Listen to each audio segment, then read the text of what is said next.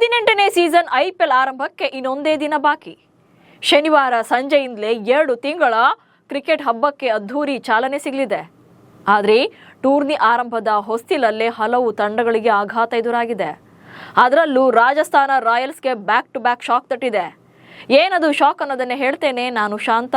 ನೀವು ಸುದ್ದಿಯಾನದ ಸಬ್ಸ್ಕ್ರೈಬರ್ ಆಗೋದಕ್ಕೆ ಮರಿಬೇಡಿ.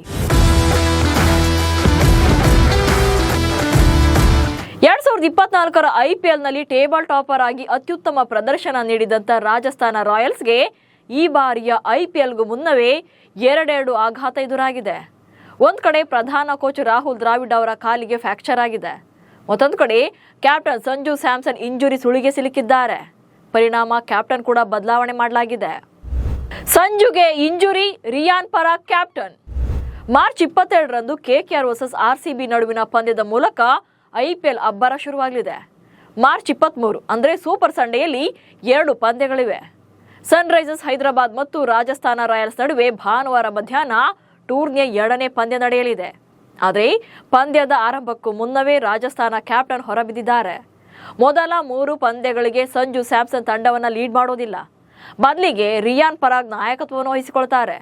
ಬೆರಳಿನ ಶಸ್ತ್ರಚಿಕಿತ್ಸೆ ಮಾಡಿಸಿಕೊಂಡಿದ್ದಂಥ ಸಂಜು ಇತ್ತೀಚೆಗಷ್ಟೇ ತಂಡವನ್ನು ಸೇರ್ಕೊಂಡಿದ್ರು. ಫೆಬ್ರವರಿಯಲ್ಲಿ ಇಂಗ್ಲೆಂಡ್ ವಿರುದ್ಧದ ಭಾರತದ T20 ಸರಣಿಯ ಸಮಯದಲ್ಲಿ ಸಂಜು ಸ್ಯಾಮ್ಸನ್ ಗಾಯಗೊಂಡಿದ್ರು. ಗಾಯದಿಂದಾಗಿ ಸರಣಿಯ ಉಳಿದ ಪಂದ್ಯಗಳಿಂದ ಹೊರಗುಳಿದಿದ್ರು. ಬಟ್ ಇನ್ನೂ ಕಂಪ್ಲೀಟ್ ಆಗಿ ರಿಕವರ್ ಆಗಿಲ್ಲ. ಹೀಗಾಗಿ ಕ್ಯಾಪ್ಟನ್ಸಿಯನ್ನೇ ತೊರೆದಿದ್ದಾರೆ. ಬ್ಯಾಟಿಂಗ್ ಓಕೆ, ಫೀಲ್ಡಿಂಗ್ ಮತ್ತು ವಿಕೆಟ್ ಕೀಪಿಂಗ್ ಇಲ್ಲ. ಅಷ್ಟಕ್ಕೂ ಇಲ್ಲಿ ಸಂಜು ಸ್ಯಾಮ್ಸನ್ ಬ್ಯಾಟಿಂಗ್ ಕಂಪ್ಲೀಟ್ ಆಗಿ ಮೈದಾನಕ್ಕೆ ಇಳಿಯಲ್ಲ ಅಂತೇನಿಲ್ಲ. ಬಟ್ ಇಂಪ್ಯಾಕ್ಟ್ ಪ್ಲೇಯರ್ ಆಗಿ ಆಡುವಂಥ ಚಾನ್ಸಸ್ ಜಾಸ್ತಿ ಇದೆ. ಅಂದರೆ ಸಂಜು ವಿಕೆಟ್ ಕೀಪಿಂಗ್ ಮತ್ತು ಫೀಲ್ಡಿಂಗ್ ಮಾಡೋಕೆ ಅನುಮತಿ ಪಡೆದಿಲ್ಲ.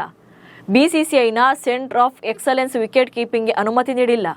ಆದರೆ ಫ್ರಾಂಚೈಸಿಗೆ ಪ್ರಮುಖ ಬ್ಯಾಟರ್ ಆಗಿರೋ ಕಾರಣಕ್ಕೆ ಸ್ಯಾಮ್ಸನ್ ಯಾವುದೇ ಪಂದ್ಯದಿಂದ ಹೊರಗುಳಿಯೋದಿಲ್ಲ. ಬದಲಿಗೆ ಬ್ಯಾಟಿಂಗ್ನಲ್ಲಿ ಮಾತ್ರ ಕಣಕ್ಕಿಳಿತಾರೆ. ರಾಜಸ್ಥಾನ ರಾಯಲ್ಸ್ ತಂಡದ ಅವಿಭಾಜ್ಯ ಅಂಗವಾಗಿರುವಂಥ ಸಂಜು ಸ್ಯಾಮ್ಸನ್ ವಿಕೆಟ್ ಕೀಪಿಂಗ್ ಮತ್ತು ಫೀಲ್ಡಿಂಗ್ಗೆ ಅನುಮತಿ ಪಡೆಯುವವರೆಗೂ ಬರೀ ಬ್ಯಾಟಿಂಗ್ ಮಾತ್ರ ಮಾಡ್ತಾರೆ. ಸಂಪೂರ್ಣವಾಗಿ ಚೇತರಿಸಿಕೊಂಡ ನಂತರನೇ ಮತ್ತೆ ತಂಡಕ್ಕೆ ನಾಯಕನಾಗಿ ಕಂಬ್ಯಾಕ್ ಮಾಡ್ತಾರೆ. ಹೀಗೆ ಫ್ರಾಂಚೈಸಿಯೇ ತನ್ನ ಹೇಳಿಕೆಯಲ್ಲಿ ತಿಳಿಸಿದೆ. ಹೀಗಾಗಿ ಮೊದಲ 3 ಪಂದ್ಯಗಳಲ್ಲಿ ರಾಜಸ್ಥಾನ ರಾಯಲ್ಸ್ ತಂಡವನ್ನು ಯುವ ಆಟಗಾರ ರಿಯಾನ್ ಪರಾಗ್ ಮುನ್ನಡೆಸಲಿದ್ದಾರೆ. ಸಂಜು ಸ್ಯಾಮ್ಸನ್ ಬದಲಿಗೆ ಧ್ರುವ್ ಜುರೇಲ್ ಅವರನ್ನ ವಿಕೆಟ್ ಕೀಪರ್ ಆಗಿ ಬಳಸಿಕೊಳ್ಳಬಹುದಾಗಿದೆ. ರಾಜಸ್ಥಾನದ ಪ್ರಮುಖ ಬ್ಯಾಟರ್ ರಿಯಾನ್ ಪರಾಗ್. ಸಂಜು ಸ್ಯಾಮ್ಸನ್ ಬದಲಿಗೆ ಕ್ಯಾಪ್ಟನ್ಸಿ ಜವಾಬ್ದಾರಿಯನ್ನು ಹೊತ್ತಿರುವಂಥ 23 ವರ್ಷದ ರಿಯಾನ್ ಪರಾಗ್ ಅಸ್ಸಾಂ ಮೂಲದ ಆಲ್ರೌಂಡರ್ ಆಟಗಾರ. ಈಗಾಗಲೇ ದೇಶೀಯ ಕ್ರಿಕೆಟ್ನಲ್ಲಿ ನಾಯಕತ್ವದ ಅನುಭವವನ್ನು ಹೊಂದಿದ್ದಾರೆ. IPL 2024ರಲ್ಲಿ ರಾಜಸ್ಥಾನ ರಾಯಲ್ಸ್ಗಾಗಿ 573 ರನ್ ಗಳಿಸಿ ತಂಡದ ಪ್ರಮುಖ ರನ್ ಸ್ಕೋರರ್ ಆಗಿದ್ರು. ಈ ಬಾರಿ ನಾಯಕತ್ವದ ಸವಾಲಿಗೆ ಸಿದ್ಧವಾಗಿದ್ದಾರೆ. 2019ರಲ್ಲಿ RRಗೆ ಸೇರಿದಂಥ ಪರಾಗ್ ಆರಂಭದಲ್ಲಿ ಸಾಕಷ್ಟು ಟೀಕೆಗಳಿಗೆ ಗುರಿಯಾಗಿದ್ರು. ಆದರೆ ಕಳೆದ ಸೀಸನ್ನಲ್ಲಿ ತಮ್ಮ ಸಾಮರ್ಥ್ಯವನ್ನು ಸಾಬೀತುಪಡಿಸಿದ್ರು. ಈಗ ನಾಯಕರಾಗಿ IPLನಲ್ಲಿ ಹೊಸ ಅಧ್ಯಾಯಕ್ಕೆ ಮುನ್ನುಡಿ ಬರೆಯಲಿದ್ದಾರೆ. ವಿರಾಟ್ ಕೊಹ್ಲಿ ಮತ್ತು ಸುರೇಶ್ ರೈನಾ ಬಳಿಕ IPLನಲ್ಲಿ ನಾಯಕನಾಗ್ತಾ ಇರುವಂಥ 3ನೇ ಅತಿ ಕಿರಿಯ ಭಾರತೀಯ ಎಂಬ ದಾಖಲೆ ಬರೆಯಲಿದ್ದಾರೆ. ಕಾಲಿಗೆ ಫ್ರ್ಯಾಕ್ಚರ್ ಮಾಡಿಕೊಂಡಿರುವ ರಾಹುಲ್ ದ್ರಾವಿಡ್. ಇನ್ನು ರಾಜಸ್ಥಾನಕ್ಕೆ ಮತ್ತೊಂದು ಆಘಾತ ಅಂದರೆ ಹೆಡ್ ಕೋಚ್ ರಾಹುಲ್ ದ್ರಾವಿಡ್ ಅವರ ಇಂಜುರಿ. ಕಳೆದ ವಾರ ಬೆಂಗಳೂರಿನಲ್ಲಿ ನಾಸೂರ್ ಮೆಮೋರಿಯಲ್ ಶೀಲ್ಡ್ ಕ್ರಿಕೆಟ್ ಟೂರ್ನಿಯ ಪಂದ್ಯದಲ್ಲಿ ಆಡುವಾಗ ಕಾಲಿಗೆ ಗಾಯ ಮಾಡಿಕೊಂಡಿದ್ದಾರೆ. ಮೂಳೆ ಮುರಿತ ಇದ್ದ ಕಾರಣಕ್ಕೆ ದಪ್ಪ ಬ್ಯಾಂಡೇಜ್ ಕೂಡ ಹಾಕಲಾಗಿದೆ. ಹೀಗಾಗಿ ರಾಜಸ್ಥಾನ ರಾಯಲ್ಸ್ ಕ್ಯಾಂಪ್ನಲ್ಲಿ ಕ್ರಚಸ್ ಸಹಾಯದಿಂದ ತಂಡದ ಆಟಗಾರರಿಗೆ ಕೋಚಿಂಗ್ ನೀಡ್ತಾ ಇದ್ದಾರೆ. ಹೀಗೆ ಒಂದು ಕಡೆ ಕೋಚ್, ಮತ್ತೊಂದು ಕಡೆ ಕ್ಯಾಪ್ಟನ್ ಇಂಜುರಿ ತಂಡಕ್ಕೆ ದೊಡ್ಡ ಸವಾಲಾಗಿದೆ. ಒಟ್ನಲ್ಲಿ ಶೇನ್ವಾರ್ ನಾಯಕತ್ವದಲ್ಲಿ IPLನ ಉದ್ಘಾಟನಾ ಆವೃತ್ತಿಯನ್ನೇ ಗೆದ್ದಿದ್ದಂಥ ನಂತರ ರಾಜಸ್ಥಾನ ಮತ್ತೆ ಚಾಂಪಿಯನ್ ಆಗಿಲ್ಲ. ಕಳೆದ ವರ್ಷ ಸಂಜು ಸ್ಯಾಮ್ಸನ್ ನಾಯಕತ್ವದಲ್ಲಿ ಅದ್ಭುತ ಪ್ರದರ್ಶನ ನೀಡಿತ್ತು. ಅಂಕಪಟ್ಟಿಯಲ್ಲಿ 3ನೇ ಸ್ಥಾನ ಗಳಿಸಿ ಪ್ಲೇ ಆಫ್ ತಲುಪಿತ್ತು. ಆದರೆ ಸನ್ ರೈಸರ್ಸ್ ಹೈದರಾಬಾದ್ ವಿರುದ್ಧ ಎಲಿಮಿನೇಟರ್ ಪಂದ್ಯದಲ್ಲಿ ಸೋಲನ್ನ ಕಾಣಿತು. ಬಟ್ ಈ ಸಲ ಮೆಗಾ ಹರಾಜಿನ ಬಳಿಕ ತಂಡ ಮತ್ತಷ್ಟು ಸ್ಟ್ರಾಂಗ್ ಆಗಿದೆ.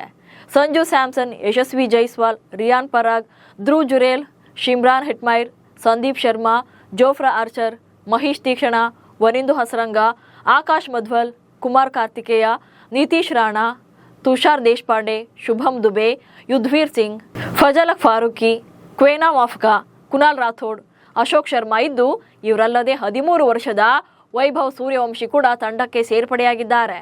ಹೀಗಾಗಿ ಕನ್ನಡಿಗನ ಕೋಚಿಂಗ್ನಲ್ಲಿ ರಾಜಸ್ಥಾನ ಹೇಗೆ ಪರ್ಫಾರ್ಮ್ ಮಾಡುತ್ತೆ ಅನ್ನೋದನ್ನ ಕಾದು ನೋಡಬೇಕು. ನಮಸ್ಕಾರ.